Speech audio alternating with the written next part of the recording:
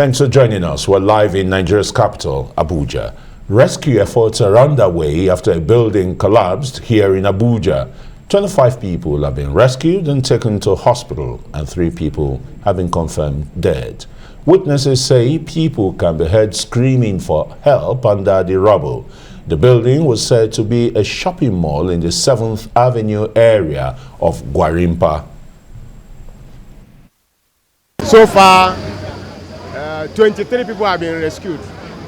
23 people have been rescued, and you can see that rescue operation is still on. We've been here for about 4 or 5 hours now.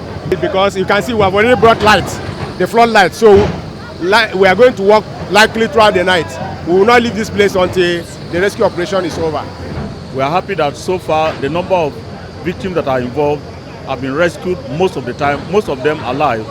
And the feelers we are getting is that more people are still trapped. And that is why so much work is still going on. We believe that the number that have been given to us so far, we should be able to arrive at bringing them from the rubbles and ensuring that they get to the nearest hospital. And that is why we are on ground to ensure that that is a success. Well, for the very latest, let's cross to the scene of that collapse where Arise News correspondent Gbenga Ashiru is joining us from. Gbenga, thank you so much for the update so far, but bring us up to speed. What more do we know at this time? Thank you, Omorua. It's indeed been a horrific nightfall as rescue operators here at the site where they had the building collapse have been swung into about over 9 hours now of excavating operations, trying to rescue bodies and whether from this site. And at the moment we understand that 3 people has been fatally injured, but when I probed further the status of what is meant by this fatally injured, the rescue operator said that in the rescue operation team you don't use the word dead until they are medically confirmed dead. But we have 24 people rescued alive from what we have on the ground.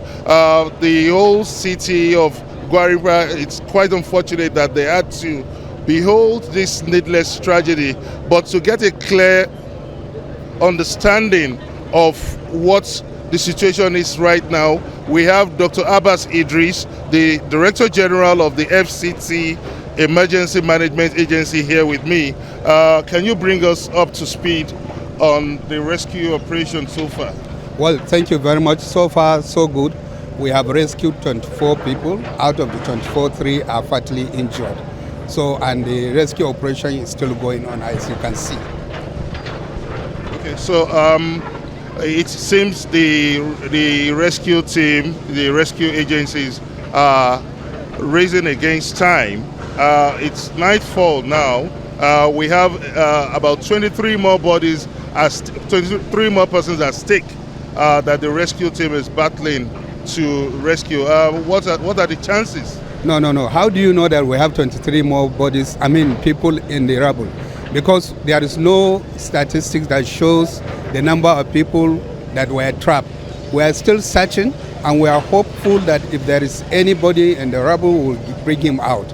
And we understand that many eyewitnesses confirmed that 50 people were trapped, and 24 has been rescued, with about 3 fatally injured. It's not confirmed. The only person who can confirm that is the engineer on site, whom we have not seen, and we have not seen anybody who can confirm the number of workers that have been trapped. So as far as we are concerned, we'll continue with the search and rescue until when we get to ground zero. Then that is when we will now terminate our own rescue. We understand that this area has been cordoned off, but that still did not stop people from coming closer, spectators from coming closer to watch the proceedings. Well, I must commend the operations of the security operatives. They have done a lot. They were able to really do their best. And you cannot be able to stop some people from coming in and out. But the most important thing is that they are not restricting our work. The work is going on smoothly, We commend them and we still urge them to respect themselves and behave well. So we'll continue with the search and rescue by the grace of God.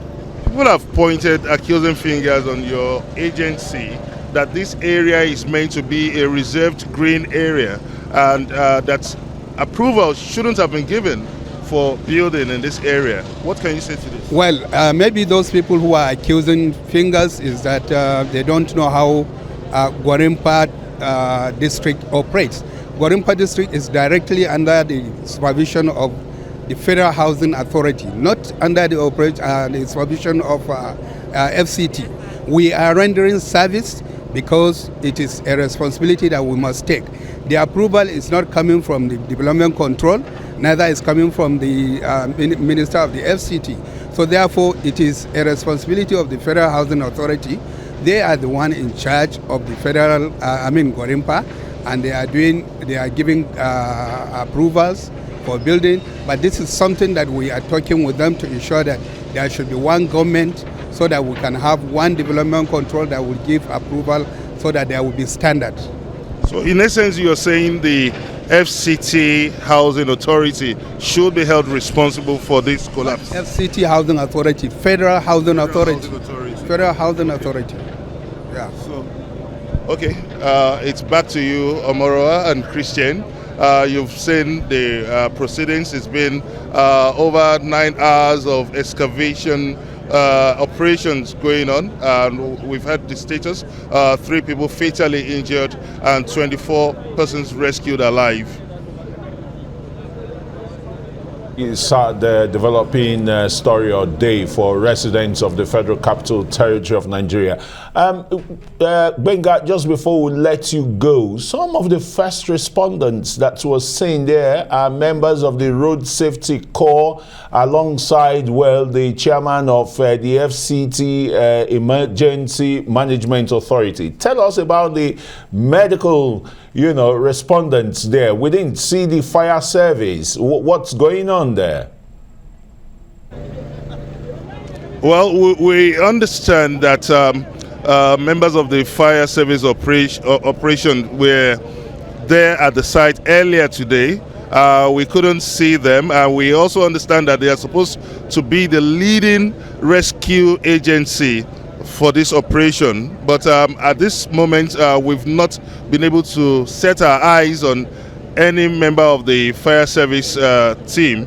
But we also understand that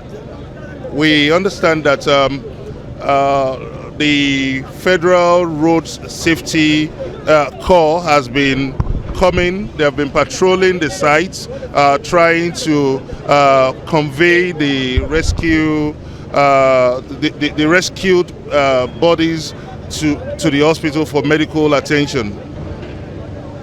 Okay, interestingly, you asked about the fire service team. I have with me a member of the fire service team to respond to the intervention on this building collapse. Thank you so much. My name is Engineer Amiola Adebayo from FCT Fire Service. I'm the head of operations. Thank you. Okay. We have been here since the morning when the building collapsed. We were called upon that there was a distress, there's a building collapse here, and immediately we have mobilized our men here and there and other stakeholders to this site. And so far, as we have had, 24 people have been rescued, 3 fatally injured, 21 were rescued alive. And the operation is still ongoing. By the grace of God, we are here until we see the end of this operation. We will not leave here, by the grace of God. Hopefully, we are still going to rescue more, by the grace of God. Thank you very much indeed. Thank you. Yeah, Christian, as you can see, it's a full rescue squad right at the site here at 7th Avenue, where the building caved in earlier today. They have said that they won't leave here until all the bodies, all persons trapped in the rubble are rescued. Back to you, Christian and Omoroa. All right, thank you so very much, Gbenga Ashiru. They're live at the 7th Avenue where they had a building collapse. More than 25 rescued so far. 3 are said to have been fatally injured and still hearing voices under the rubble. And the respondents are all working to rescue more of the victims. Chris, we must commend the first responders and on ground like Gbenga, highlighted there. They were quick to the site. It's Absolutely. not something we've seen. I think this is devastating to see recurring. Indeed. Yeah. But perhaps the agencies are beginning to learn, how to respond to this situation. However, it shouldn't have happened in the first place. If other authorities are, doing their own jobs. Why do we keep very well. having building collapsing? And you can see how people, were emanating from the rubble there. Another issue we must address as a people, as a country, is the onlookers. They have no business being there. Absolutely. They hinder access. And rescue operations Indeed. generally. Yeah. Why do we keep seeing that?